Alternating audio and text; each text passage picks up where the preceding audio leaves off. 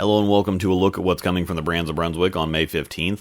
Leagues are coming to an end, but summer leagues are about to start up. Nationals is in full swing, so is Greater Ozarks. I'm actually currently on the way back from the Dutchman in Pennsylvania, so still plenty of stuff to bowl out there and plenty of reason to keep up on what's coming out, even if you take the summer off.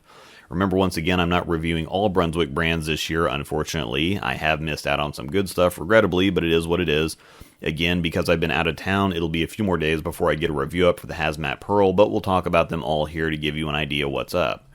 First, we're going to be looking at the DV8 Hater Pearl. It's basically a Pearl Hater. 254 RG, 054 differential, and a big 024 int diff. So it's in Rotogrip RST territory on the RG and the differential, but it's got a bunch more int diff, so that means a fair amount more asymmetry, which is going to give it a lot more torque. HK22 Havoc Pearl is the cover. It comes polished with crown compound, and it's a really strong cover. So what you're looking at is basically a skid snap shiny asim, but that clears the fronts easier. That doesn't start up so early or possibly lock up or bog down or whatever you want to call it. It should be extra length for slower speeds and higher rev rates that have issues getting the lower RG, stronger shiny stuff down the lane, but still be in that upper end, stronger, sharper asim territory. Next is the really interesting one, the Ebonite Turbo X. The OG was the very first reactive ball that Ebonite ever made, and this is going to be an updated or modernized version of that.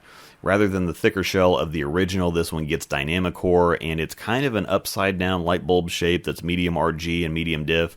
Basically 252 RG and an 040 diff in 15 pounds. Very similar to Storm's recent Typhoon. However, the cover is HK22 with GB 10.7 solid, so quite a bit stronger than the Typhoon cover, and it comes polished. Now, 10.7 has been used on a lot of lighter to medium oil stuff here recently, most notably the Fireball, which had the Pearl version of this cover, and the core numbers are virtually identical as well, despite moderately different core shapes, so if you think shiny, solid Fireball, you should be really close.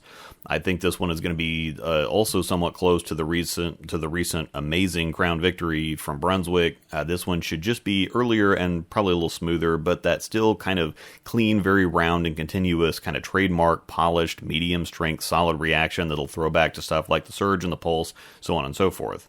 That brings us to the Hazmat Pearl, very sharp looking ball for one, and funny enough, the vast majority of the stuff I've really liked recently has been blue or near blue, like purple and or teal. Stealth Mode, Hammerhead, Black Widow Mania, the special effect even has some purple in it, so on and so forth.